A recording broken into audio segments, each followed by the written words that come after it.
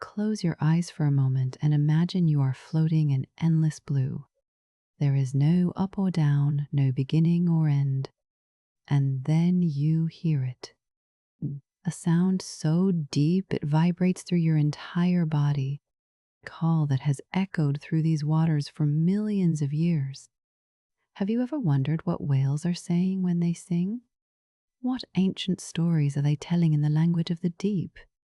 Tonight, we embark on a journey not through space, but through the mysterious realm beneath the waves, where the largest creatures on Earth compose the most hauntingly beautiful music you will ever hear. Our journey begins at the surface where waves gently rock and sunlight dances. But we will not stay here long. To understand the music of whales, we must leave behind everything we know about sound in the air. The ocean is a different world entirely, one where sound becomes something more powerful, more mysterious. As we descend, the light begins to shift from bright turquoise to deeper shades of sapphire and indigo. With each meter we sink, we enter a realm where sound is not just heard but felt, where acoustic waves can travel thousands of kilometers without ever breaking the surface. You see, water is nearly 800 times denser than air. This simple fact transforms everything about how sound behaves. While a shout in the open air might carry a few hundred meters before fading, a whale's call can traverse entire ocean basins. Imagine being able to speak to someone on the other side of a continent without any technology whatsoever. This is the acoustic reality that whales inhabit every single day. The ocean itself becomes a vast concert hall, its temperature layers and currents acting like acoustic mirrors, bouncing sound in ways that defy our land-based intuition. As we continue our descent, the pressure increases, and the silence of the human world gives way to something else entirely. The ocean is not quiet. It hums with life. There are clicks, whistles, rumbles, and groans. Shrimp snap their claws, creating sounds like distant firecrackers. Ooh. Fish grunt and croak. The geological plates beneath the seafloor groan as they shift. But rising above this ambient symphony are the voices that drew us here. The songs of the whales. The songs. And these are not random noises or simple calls. These are complex, structured, intentional compositions that can last for hours. What makes underwater acoustics so fascinating is something called the SOFAR channel. This stands for sound fixing and ranging, and it is a naturally occurring layer in the ocean where sound travels with minimal loss. Picture it as a horizontal highway for acoustic waves trapped between warmer surface waters and the cold, dense depths. Whale songs enter this channel and can propagate across distances that seem almost magical. A whale singing off the coast of one continent might be heard by another whale thousands of kilometers away. They are, in a very real sense, communicating across the breadth of entire oceans. Now think about this for a moment.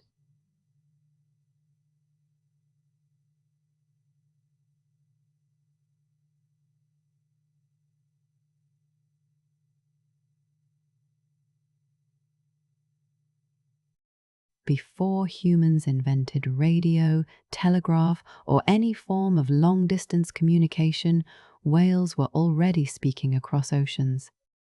They evolved this ability over millions of years, perfecting it long before our species even existed. There is something deeply humbling about that realization. We consider ourselves masters of communication, builders of global networks, yet whales have been networked across the planet for eons. Their songs are older than our oldest civilizations, and they carry meanings we are only beginning to understand. But why is sound so important to whales in the first place? In the ocean, light penetrates only the top few hundred meters at most. Below that, it is perpetual twilight and then absolute darkness. Vision becomes nearly useless. Smell does not work the same way underwater. Touch requires close proximity. Sound, however, sound thrives in this liquid world. It becomes the primary sense, the way whales perceive their environment, find food, navigate vast distances, and most importantly, connect with one another. To be a whale is to live in a world painted by sound rather than light.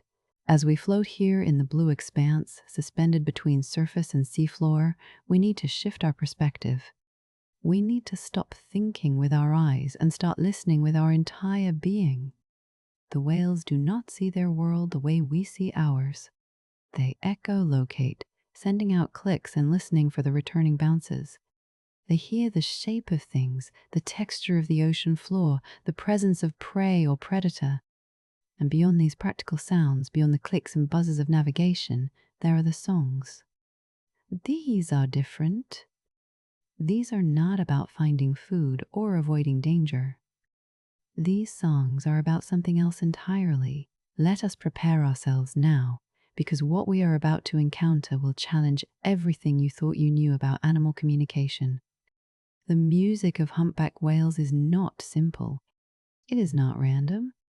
It follows rules, structures, and patterns that resemble our own musical traditions in uncanny ways. Some scientists have described it as the most complex, non-human vocalization on Earth. Others call it the longest songs in the animal kingdom. But none of these descriptions quite capture the emotional weight of actually hearing it. So take a deep breath. Let yourself sink deeper into relaxation and prepare to meet the composers of the sea. The humpback whale is a paradox. With a body that can reach 15 meters in length and weigh 30 tons, it seems almost too large for grace. Yet watch one breach, launching its entire massive form out of the water, spinning in midair and crashing back down in an explosion of white foam. These are creatures of surprising elegance, but their true artistry is not in their acrobatics. It is in their voices. Male humpback whales sing, and when I say sing, I mean it in the most literal sense. They produce long, complex sequences of sounds that are repeated, refined, and shared across populations. These are not mere calls. These are songs. When a humpback male sings, he typically hangs motionless in the water, head down, suspended between 15 and 30 meters below the surface. His body becomes an instrument. The sounds emerge from his larynx, but without vocal cords as we have them. Instead, air is moved between various sacs and chambers in his head, producing frequencies that range from deep, rumbling moans to high, eerie whistles.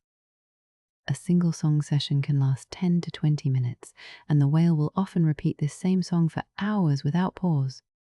Imagine singing the same aria for 4 hours straight, and you begin to grasp their dedication. But here is where it gets truly fascinating. The song itself has structure.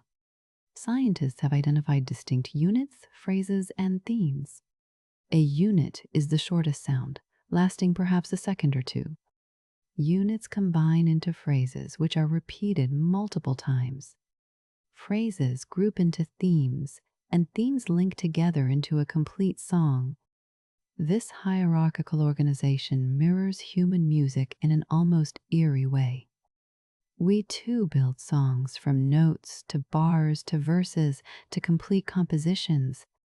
The fact that humpback whales independently evolved this same organizational principle suggests something profound about the nature of complex communication itself.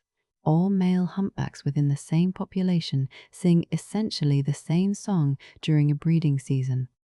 This is remarkable when you consider that these whales do not stay together year-round. They migrate thousands of kilometers, feeding in polar waters during summer months and returning to tropical breeding grounds in winter. Yet somehow, when they reconvene in those warm, shallow waters, they are all singing the same updated version of last year's song.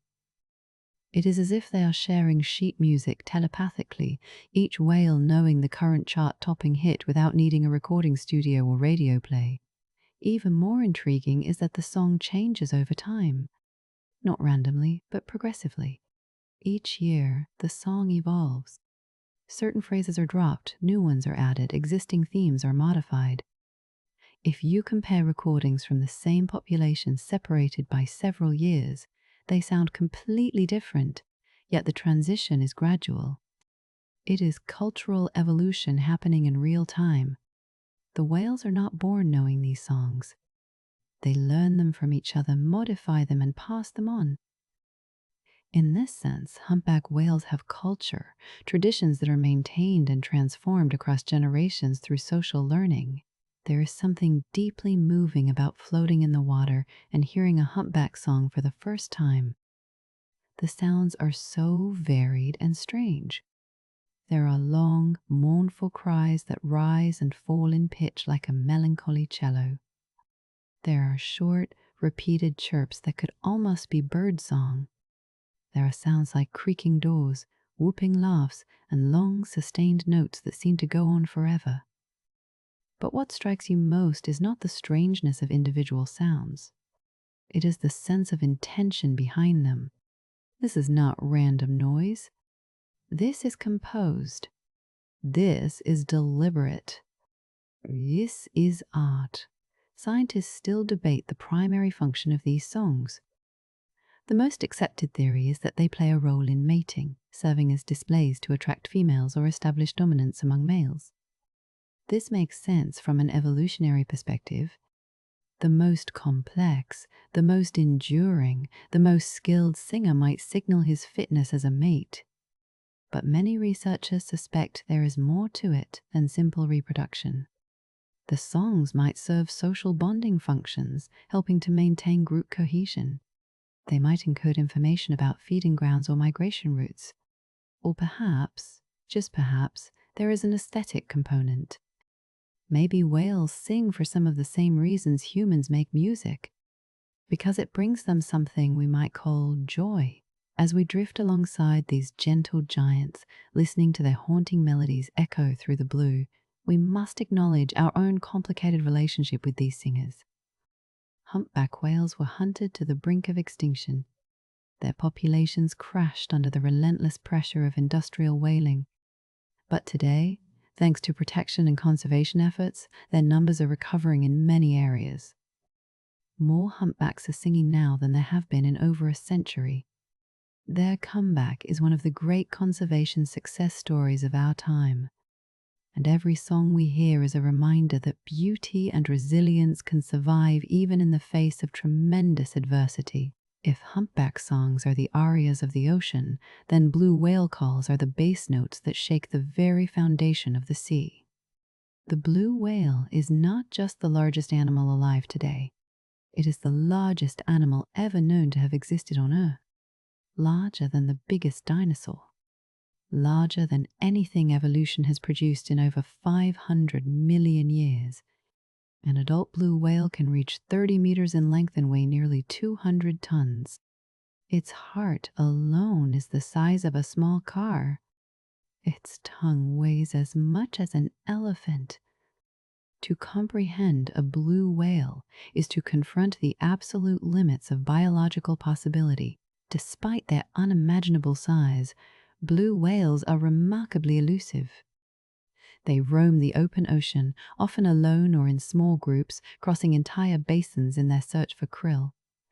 You could spend a lifetime at sea and never see one, but you might hear one. Blue whales produce some of the loudest sounds made by any animal. Their calls can reach intensities of up to 188 decibels, comparable to a rocket launch.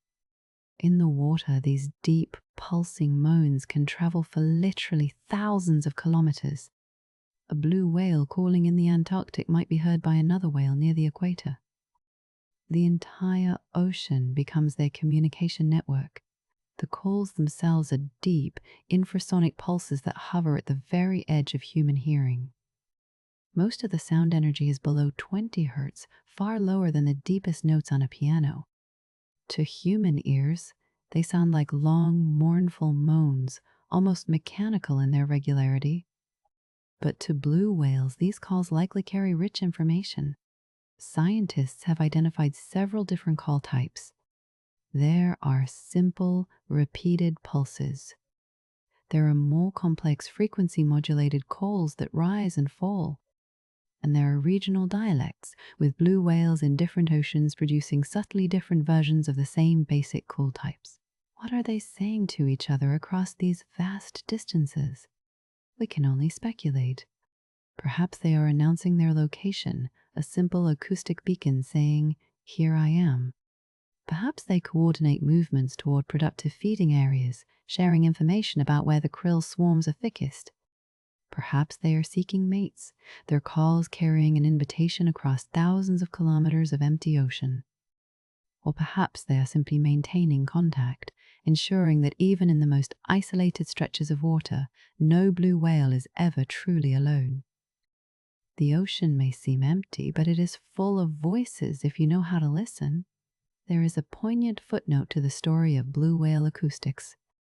Scientists have noticed that over the past several decades, the pitch of blue whale calls has been gradually dropping. The calls are getting deeper. Why? One leading theory points to the recovery of blue whale populations.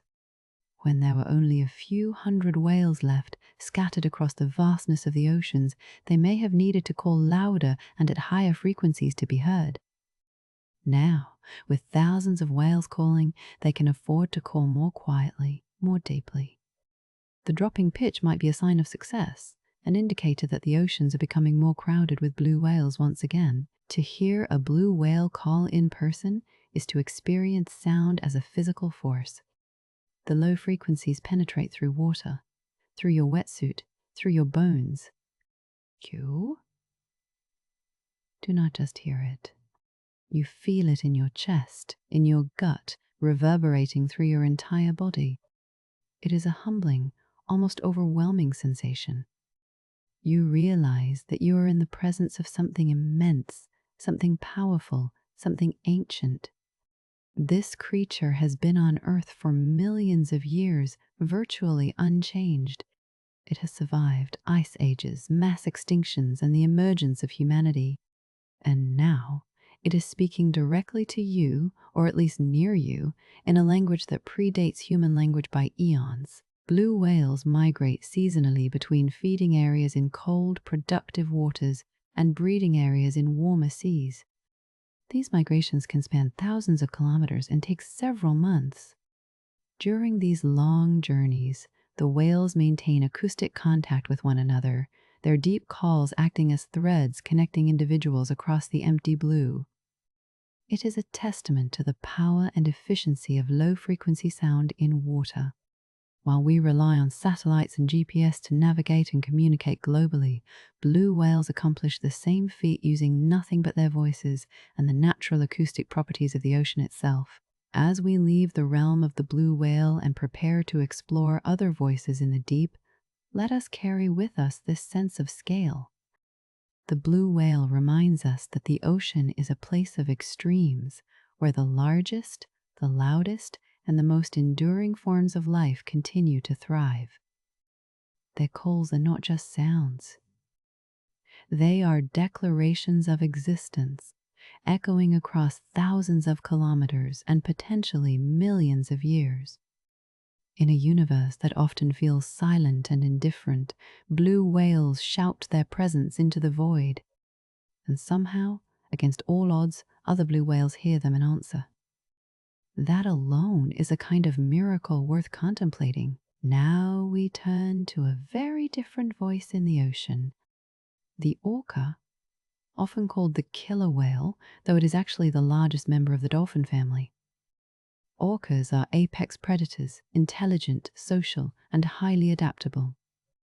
They hunt everything from fish and squid to seals, sea lions, and even other whales. They live in every ocean on Earth, from the Arctic to the Antarctic, from coastal shallows to the open sea. And just like their habitats vary, so too do their voices. Orcas may be the most vocal whales we know, producing an astonishing array of clicks, whistles, and pulsed calls that serve different purposes and convey complex information. What makes orca vocalization so fascinating is the presence of dialects.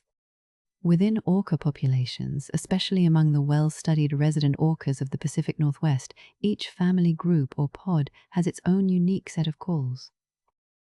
These calls are learned, not innate. A baby orca learns its pod's dialect from its mother and other family members, much like a human child learns language. Researchers can actually identify individual pods just by listening to their calls. Each pod has a signature acoustic fingerprint. This means orcas have culture, and that culture is transmitted through sound across generations. The three main types of orca vocalizations each serve different functions. Clicks are used for echolocation, allowing orcas to navigate and hunt in dark or murky water. They emit rapid series of clicks and listen for the echoes bouncing back from objects, prey, or the seafloor. This gives them a sonic picture of their surroundings with remarkable resolution. Whistles are thought to be used for communication at moderate distances, perhaps signaling location or emotional state. And then there are the pulsed calls, the most complex and distinctive sounds. These are the calls that carry the pod-specific dialects, the calls that say, "This is who we are, this is our family." Resident orcas, those that specialize in eating fish, tend to be extremely vocal. They call constantly while traveling and foraging, maintaining contact with every member of the pod. The ocean can be vast and visibility is limited, but as long as they keep calling, the pod stays cohesive. Transient orcas, on the other hand, are mammal hunters. They prey on seals and sea lions, which have excellent hearing. These transient orcas are much quieter. They hunt in near silence, using only occasional clicks for echolocation because they know their prey is listening. The difference in vocal behavior reflects the difference in hunting strategy. Sound, or the lack of it, becomes a tactical choice. The social structure of orcas is matriarchal. Pods are led by the oldest female, and both male and female offspring stay with their mother for life. This creates incredibly stable, multi-generational family units. Some orca pods in the Pacific Northwest have been studied continuously for over 40 years, and the same families are still together, still using the same dialects their grandmothers used decades ago. This kind of social stability is rare in the animal kingdom. It suggests that orca culture is deeply entrenched, passed down with care and precision from one generation to the next, ensuring that the voice of the family never changes, never fades. Researchers have documented over 60 different call types used by resident orcas in the Pacific Northwest alone. Each call type has variations, and different pods share some calls while having exclusive ones. Over time, pods can adopt new calls from neighboring pods or modify existing ones. This creates a dynamic, evolving acoustic landscape where cultural exchange happens through sound. Imagine human tribes sharing songs, borrowing melodies, and creating new variations. Orcas do something remarkably similar. They are not just vocalizing, they are participating in a living, breathing, evolving cultural tradition that exists entirely in the medium of sound. But orcas do more than just call to each other. They breach, tail slap, and spy hop. And sometimes they vocalize in ways that seem to serve no obvious survival function. Young orcas engage in vocal play, experimenting with sounds, mimicking their elders, and occasionally producing entirely novel calls. Some researchers have even reported orcas imitating the sounds of boats, sea lions, or other species. This capacity for vocal learning and experimentation suggests a level of cognitive flexibility that is rare in the animal kingdom. Orcas, it seems, are not just following instinct. They are thinking, experimenting, and perhaps even enjoying the act of vocalization itself. To hear an orca pod calling in the wild is to witness one of the most complex forms of animal communication on the planet. The calls overlap, blend, and respond to one another in a rapid, intricate conversation. It is social, it is coordinated, and it is deeply intentional. Each call strengthens the bond between family members, reinforces identity, and maintains the cultural continuity of the pod. In a world where orcas face threats from pollution, noise, and dwindling prey, their voices remind us what is at stake. These are not just animals making noise. These are families, cultures, traditions carried forward through generations by the simple act of calling out and being heard. The ocean is filled with voices beyond those of humpbacks, blues, and orcas. Every whale species vocalizes in some way, and each has its own acoustic signature, its own way of navigating and communicating through sound. Let us take a moment to explore some of these other singers, the ones who add texture and depth to the grand symphony of the sea. First, there are the sperm whales. These deep-diving giants produce the loudest sounds made by any animal, clicks that can exceed 230 decibels. These clicks are used for echolocation as they hunt squid in the abyssal depths, but they also have a social function, organizing complex patterns called codas. Sperm whale codas are rhythmic patterns of clicks, unique to different social units and regions. Like orcas, sperm whales have dialects. Clans of sperm whales can be identified by their coda patterns, and these patterns are learned and passed down through generations. The clicks themselves are astonishingly powerful, produced by forcing air through complex nasal passages and focused by the massive spermaceti organ in their heads. To be near a sperm whale clicking at full intensity is to feel the sound as a physical force, a rapid series of percussive shocks that ripple through the water and through your body. It is both exhilarating and slightly terrifying. Then there are the belugas, sometimes called the canaries of the sea for their high-pitched chirping calls. Belugas are among the most vocal of all cetaceans, producing a wide repertoire of whistles, clicks, chirps, and even bell-like tones. They live primarily in Arctic and subarctic waters, often in shallow coastal areas and river mouths. Their pale white skin makes them easily visible in these murky waters, but their vocalizations help them stay in contact and navigate through ice-covered seas where visibility is low.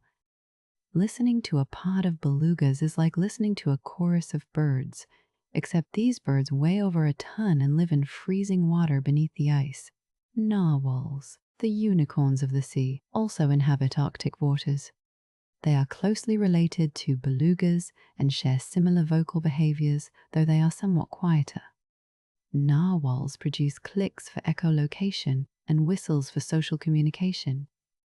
But what makes narwhals truly unique is their long spiral tusk, which is actually an elongated tooth. Recent research suggests this tusk is packed with sensory nerve endings and may be used to detect changes in water temperature, salinity, and perhaps even pressure. Some scientists speculate it might have an acoustic function as well, though this remains a mystery. Narwhals are elusive, shy, and poorly understood, living in some of the most remote waters on Earth. Minke whales, one of the smaller baleen whale species, produce strange, low-frequency pulses that have been described as bioducking or Star Wars sounds because of their eerie, mechanical quality. For decades, these sounds were detected by underwater listening stations, but no one knew what animal was making them.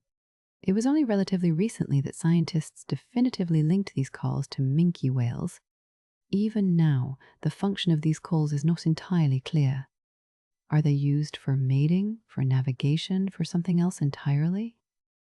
The ocean still holds many acoustic mysteries, and the minke whale's strange voice is one of them. Gray whales, known for their epic migrations along the Pacific coast, are relatively quiet compared to humpbacks or blues. They produce low-frequency moans and knocking sounds, particularly during the breeding season. But what gray whales lack in vocal complexity, they make up for in other behaviors. They are tactile, social, and curious. Mothers and calves stay in close physical contact during migration, and adult grey whales have been known to approach boats, seemingly out of curiosity. Their sounds are subtle, almost intimate, as if they are whispering to one another in the shallow lagoons where they give birth. And we must not forget the smaller toothed whales and dolphins who fill the ocean with constant chatter. Spinner dolphins, bottlenose dolphins, Pacific white-sided dolphins, and dozens of other species all produce complex arrays of clicks, whistles, and burst pulse sounds. Dolphins are famous for their intelligence, playfulness, and social complexity. They live in fluid, dynamic groups where communication is constant. They use signature whistles, unique to each individual, almost like names. When a dolphin wants to get the attention of a specific companion, it will produce that individual's signature whistle. This is essentially calling someone by name, a behavior once thought unique to humans. Each of these voices, from the deep, booming clicks of sperm whales to the high chirps of belugas to the strange pulses of minkies, contributes to the acoustic richness of the ocean. No single species tells the whole story. The ocean is a choir, and every voice matters. As we drift through these waters, listening to the myriad calls and songs, we begin to understand that the sea is not a silent, empty place. It is alive with conversation, full of stories being told in languages we are only beginning to understand. And perhaps that is the most beautiful realization of all. We are not alone in our desire to communicate, to connect, to be heard. We share that need with these ancient, intelligent beings who inhabit a world we can barely imagine. We have explored the who and the how of whale song, but now we must ask the most fundamental question. Why? Why do whales sing? What purpose does this complex, energetically costly behavior serve? The truth is, we do not have complete answers. We have theories, educated guesses, and tantalizing clues, but the inner experience of a singing whale remains opaque to us. Still, by piecing together observations, experiments, and decades of research, we can begin to sketch an outline of the answer. And in doing so, we might learn something not just about whales, but about the very nature of communication itself. The most straightforward explanation is reproduction. In many species, elaborate displays serve to attract mates or establish dominance. Peacocks spread their tails. Birds of paradise perform intricate dances. Lions roar. Why not whales singing? Among humpbacks, only males sing, and they sing most intensely during the breeding season. This strongly suggests a role in sexual selection. The complexity and duration of the song might signal the fitness of the singer. A whale that can sustain a song for hours, that can master the latest variations, might be demonstrating his health, stamina, and cognitive abilities. Females might be listening, evaluating, choosing the best singer as a mate, but the mating hypothesis, while compelling, does not explain everything. For one thing, whales continue to sing outside the breeding season, though less frequently. For another, the rapid evolution of the songs, the way all males in a population update their repertoire in sync, suggests something more than simple mate attraction. It suggests cultural transmission, social learning, and perhaps even competition among males, not just for mates, but for social status. Maybe the best singer gains prestige within the population. Maybe the ability to learn and reproduce the latest song variations signals not just genetic fitness, but social intelligence. Another theory suggests that whale songs serve a navigational function. The songs might encode information about locations, migration routes, or feeding grounds. When a whale sings, it might be saying, "Here is where I am, here is where I am going, here is what I have learned."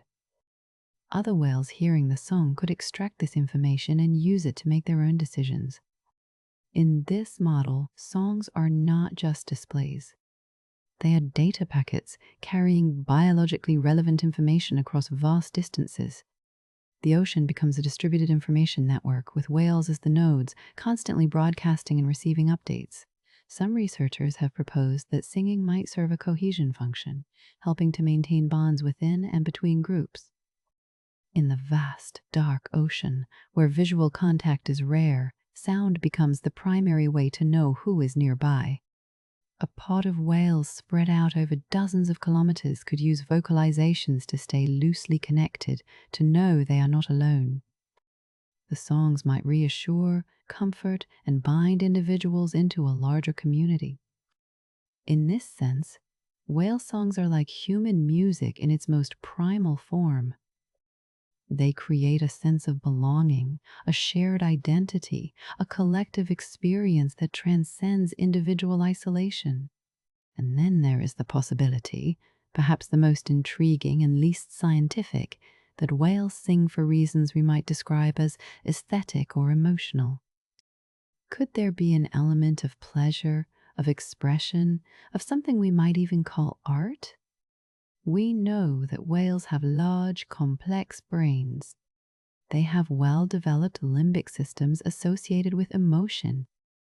They form long-term social bonds and exhibit behaviors that suggest empathy, grief, and play. Is it so far-fetched to imagine that they might also experience something like enjoyment when they sing? That the act of vocalizing, of creating complex patterns of sound, brings them a sense of satisfaction or fulfillment? Of course, we must be careful about projecting human emotions onto animals. Anthropomorphism can mislead as much as it illuminates. But dismissing the possibility entirely seems equally problematic. We share a common evolutionary heritage with whales. Our brains, though differently structured, are built from the same basic components. The neurochemicals associated with pleasure, reward, and social bonding in humans are present in whales as well. Why should they not experience their own forms of joy, satisfaction, or aesthetic appreciation? Perhaps the truth is that whale song serves multiple functions, some practical, some social, and some that exist in a realm we do not yet have words for. Ultimately, the question of why whales sing may not have a single, simple answer. Biology rarely works that way. Behaviors evolve for one reason and then take on additional functions.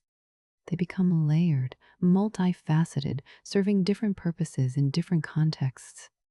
Whale song might be about mating and navigation and social cohesion and emotional expression all at once. The important thing is that we ask the question, that we remain curious and humble in the face of these mysteries. The ocean has been singing long before we evolved ears to hear it.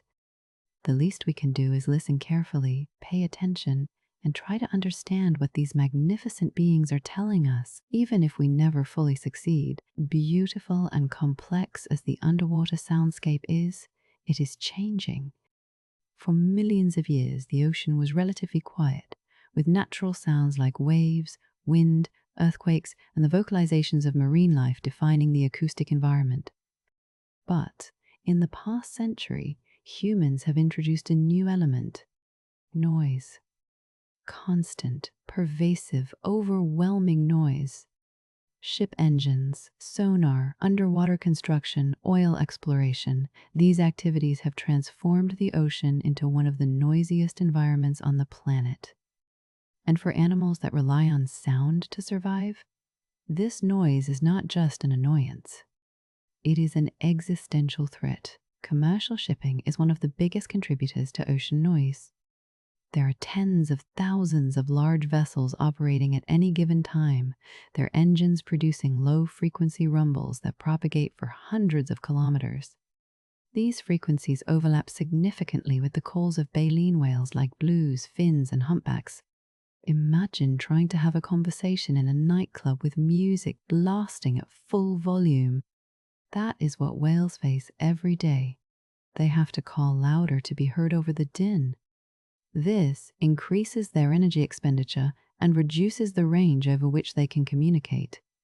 The ocean, once a vast communication network, is becoming fragmented by noise. Military sonar is another concern. Active sonar systems emit extremely loud, focused pulses of sound to detect submarines and underwater objects. These pulses can reach intensities that cause physical harm to marine mammals. There have been documented cases of mass strandings of beaked whales coinciding with naval exercises using sonar. Autopsies revealed hemorrhaging in the ears and brain, consistent with acoustic trauma. The whales were essentially deafened, disoriented, and driven to beach themselves in a desperate attempt to escape the noise. For animals that navigate by sound, losing their hearing is like losing their vision, touch, and sense of smell all at once. Seismic surveys used in oil and gas exploration. Fire air guns that produce some of the loudest sounds in the ocean. These blasts occur every few seconds for days or weeks at a time, covering vast areas. Studies have shown that fish, invertebrates, and marine mammals all change their behavior in response to seismic surveys. Whales avoid the area, disrupting migration routes and feeding. Fish catches decline. Zooplankton populations are affected. The entire ecosystem is stressed by the noise. And yet, these surveys continue, driven by the demand for fossil fuels. We are effectively shouting so loudly in the ocean that we are drowning out the voices that have sung there for millions of years. The effects of noise pollution are not always immediate or obvious. Chronic noise exposure can cause stress, suppress immune function, and disrupt reproduction. Whales may avoid important habitats if they become too noisy.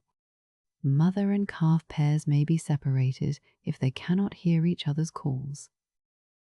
The cumulative effect of all this noise is likely significant, but it is difficult to quantify.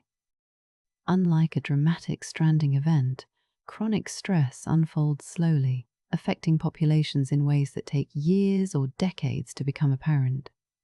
By the time we notice the decline, it may be too late to reverse it. There is hope. Awareness of ocean noise. Pollution is growing. International regulations are being developed to limit noise from shipping and industrial activities. Some ports have implemented speed reduction programs for ships, which not only reduces noise but also decreases the risk of whale strikes. Quieter ship technologies are being designed. Naval exercises are being conducted with more consideration for marine life. These are small steps, but they matter. Every decibel reduction helps. Every mitigation measure gives whales a slightly better chance to be heard, to communicate, to thrive. There are also efforts to create marine protected areas where noise is regulated or banned entirely.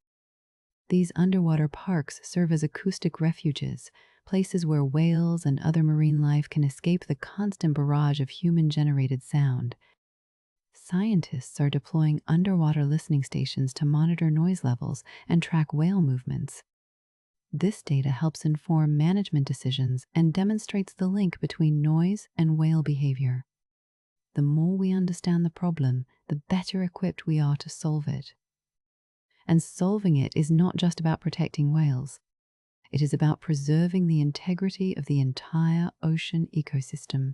As we contemplate the silent threat facing the ocean's singers, we must recognize our own role in the story. We are the source of the noise. We are the ones with the power to reduce it. The question is whether we will choose to do so. Will we prioritize short-term economic gains over the health of the ocean? Or will we recognize that a noisy ocean is a dying ocean and that the songs of whales are worth protecting? The choice is ours. The choice is ours. And in making that choice, we are deciding what kind of planet we want to live on, what kind of future we want to leave for the generations that come after us. For most of human history, the songs of whales were hidden from us. We could not follow them into the depths. We could not hear their calls across the vast distances they travel. The ocean was a black box, its acoustic richness invisible and unknowable. But that began to change in the mid-20th century with the development of underwater microphones called hydrophones. For the first time, we could eavesdrop on the ocean, and what we heard astonished us. The sea was not silent. It was singing. This technological breakthrough opened a window into a world that had existed all along, just beyond our perception. During the Cold War, the United States Navy deployed an extensive network of underwater listening stations designed to detect enemy submarines. This system, called SUSIS, covered vast areas of the Atlantic and Pacific Oceans. While analyzing recordings from SUSIS, Navy personnel kept encountering strange, unidentified sounds. moans, groans, and complex songs that clearly were not mechanical. Eventually, marine biologists were brought in to help identify these sounds. What they discovered were whale songs. The Navy's submarine detection network had inadvertently created the most comprehensive acoustic monitoring system for marine mammals ever built. One of the most famous recordings ever made came from this system. In 1997, SOSUS detected an extremely loud, ultra-low frequency sound that traveled thousands of kilometers across the Pacific. The sound was unlike anything heard before, and scientists nicknamed it the bloop. For years, speculation ran wild. Was it an unknown species of whale? A massive squid? What of a stranger? The mystery captivated the public imagination. Eventually, researchers determined that the bloop was most likely the sound of ice quakes or ice calving from Antarctic glaciers. But the fact that we could detect and be puzzled by such a sound speaks to how much we still have to learn about the ocean's acoustic environment. Today, hydrophone technology has advanced tremendously. Modern systems can be deployed for months or years at a time, recording continuously. Some are moored to the seafloor, others drift with currents. Still others are attached to autonomous underwater vehicles that patrol vast areas.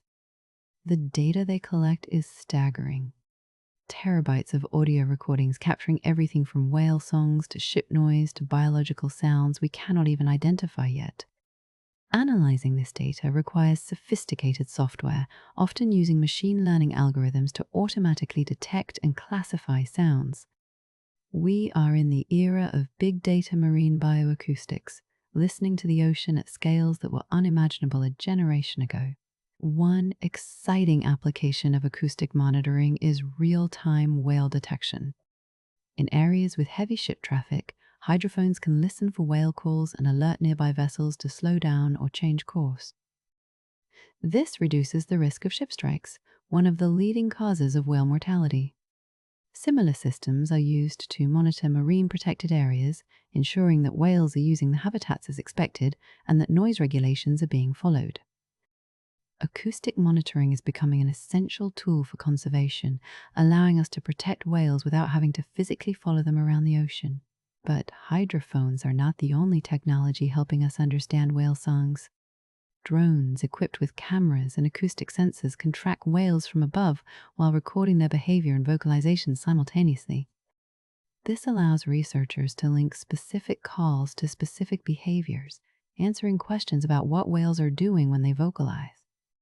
Satellite tags attached to whales can track their movements for months, revealing migration patterns and habitat use. When combined with acoustic data, we can see where whales go and what they are calling about. Each new technology adds another layer of understanding, bringing us closer to decoding the language of the sea. There are even citizen science initiatives where anyone with access to the internet can help analyze whale songs.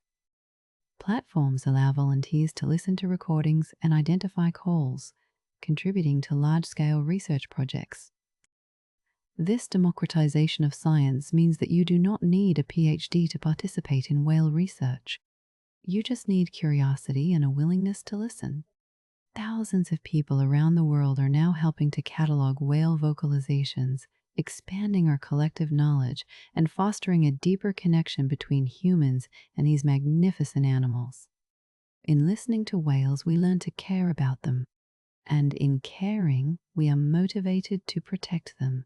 As our listening technology improves, we are discovering new sounds, new species, new mysteries. The ocean is revealing itself to us slowly, generously, but only if we pay attention.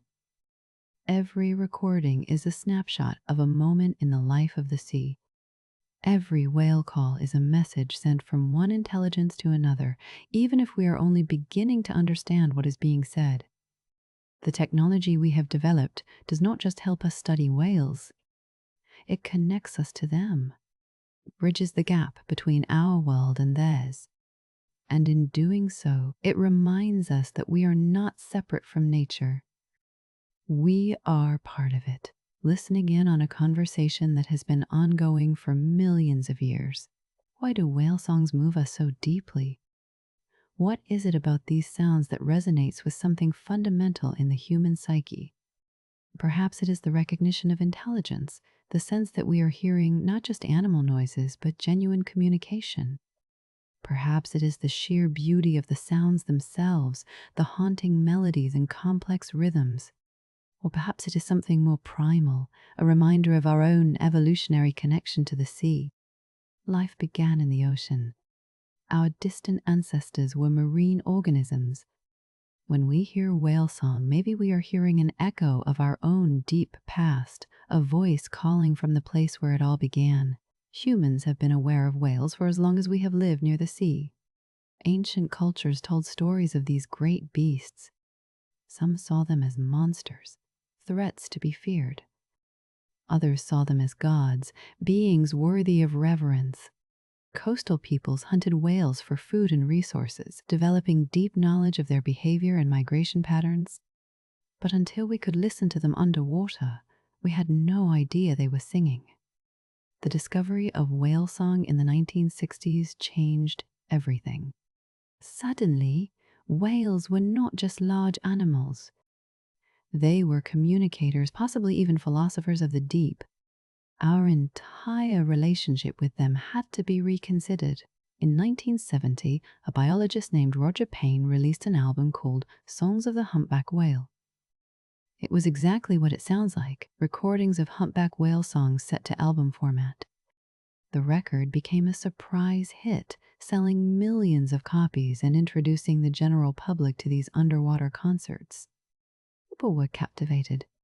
They played the recordings for relaxation, meditation, and simple wonder.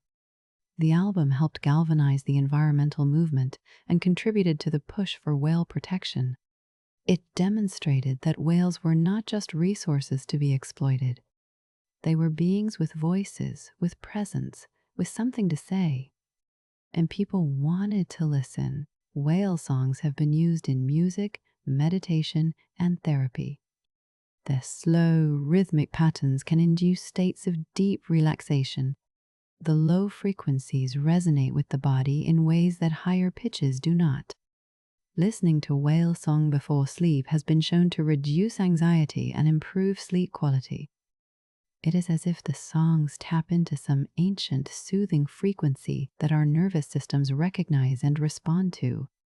In a world that is increasingly loud, fast, and stressful, whale songs offer a form of acoustic sanctuary. They remind us to slow down, breathe, and simply be present. But whale song is not just background noise for relaxation. It is a doorway to empathy.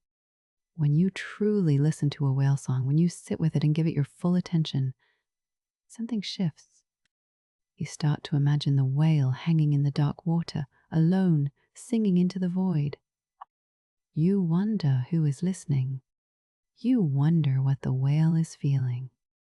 You begin to see the whale not as an object, but as a subject, a being with its own experiences, its own perspective.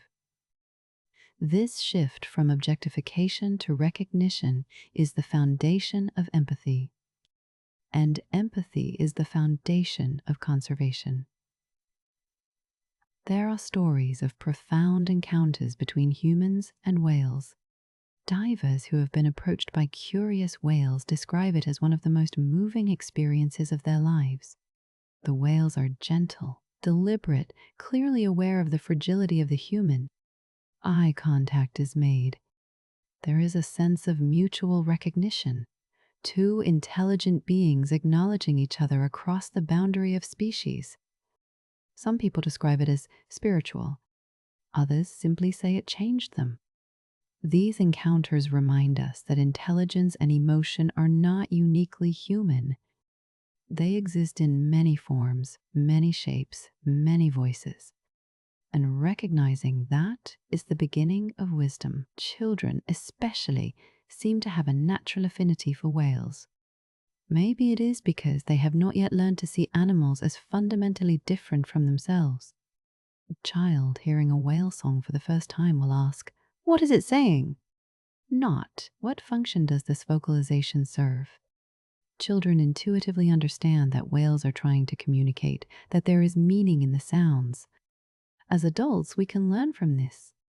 We can approach whale song with the same openness, the same willingness to believe that there is something important being said, even if we do not yet have the tools to fully understand it.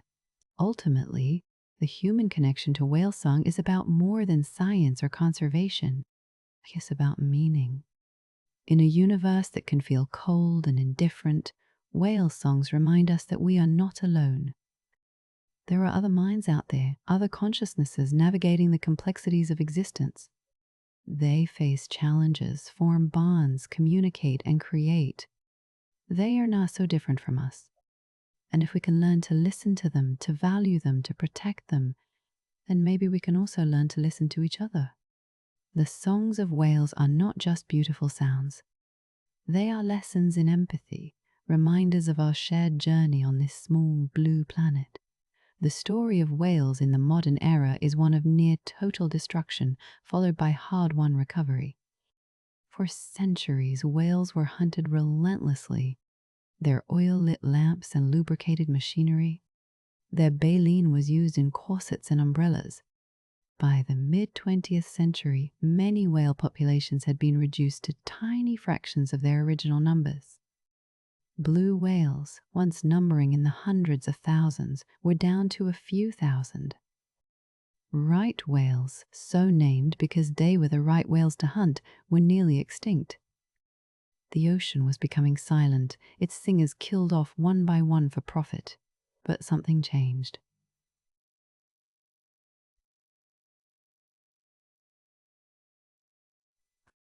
In the 1970s and 80s, a global movement emerged to protect whales. People who had heard whale songs, who had seen them in the wild or in documentaries, began to demand an end to commercial whaling. Countries passed laws protecting whales in their waters. International agreements were signed. The International Whaling Commission, originally formed to regulate whaling, gradually shifted toward conservation. And in 1986, a moratorium on commercial whaling came into effect. It was not perfect. Some countries continued whaling under loopholes and exemptions, but it was a turning point. For the first time, the world collectively said, "These animals are worth more alive than dead." The effects of protection have been remarkable for some species. Humpback whale populations have rebounded strongly in many areas. Gray whales on the eastern Pacific coast were removed from the endangered species list after their population recovered. These are genuine success stories, proof that conservation can work when there is sufficient will and resources. But the recovery is uneven. Some whale species and populations remain critically endangered. North Atlantic, right whales number only around 350 individuals. Vaquitas, a small porpoise in the Gulf of California, are down to fewer than 10. The fight to save whales is far from over. Modern threats to whales extend beyond hunting. Climate change is altering ocean temperatures and currents, affecting the distribution of prey species that whales depend on. Warming waters are pushing some whale populations into new areas where they face unfamiliar risks. Ocean acidification, caused by increased carbon dioxide absorption, affects the entire marine food web from the bottom up. Plastic pollution is choking the seas, with whales ingesting debris or becoming entangled in fishing gear. Ship strikes and noise pollution, as we discussed earlier, pose ongoing threats. Saving whales now means addressing these broader environmental challenges, yet there is hope in unexpected places. Whale watching has become a multi-billion-dollar industry, providing economic incentives for communities to protect whales rather than hunt them. A single whale can generate far more revenue alive, returning year after year, than dead, processed into products. Indigenous communities that once relied on subsistence whaling are finding alternative livelihoods while maintaining their cultural connections to whales through storytelling, art, and stewardship. Young people around the world are demanding action on climate change and ocean health. understanding that their future depends on the health of the planet. The tide is turning, slowly but perceptibly, and scientists continue to make discoveries that inform conservation strategies. By understanding whale migration patterns, we can designate critical habitats for protection. By identifying breeding and feeding grounds, we can regulate human activities in those areas. By studying whale songs, we can monitor population health and detect changes that might indicate stress or decline. Every piece of knowledge we gain about whales makes us better equipped to protect them.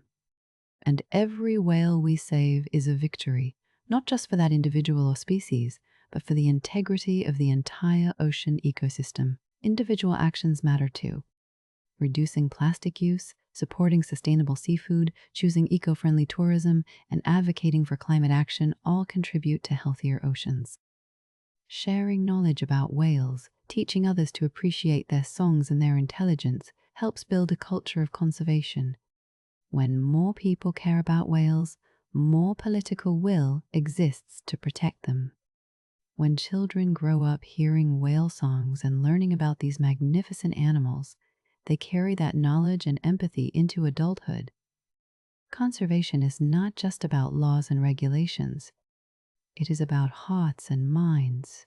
As we near the end of our journey through the world of whale song, we must acknowledge a simple truth.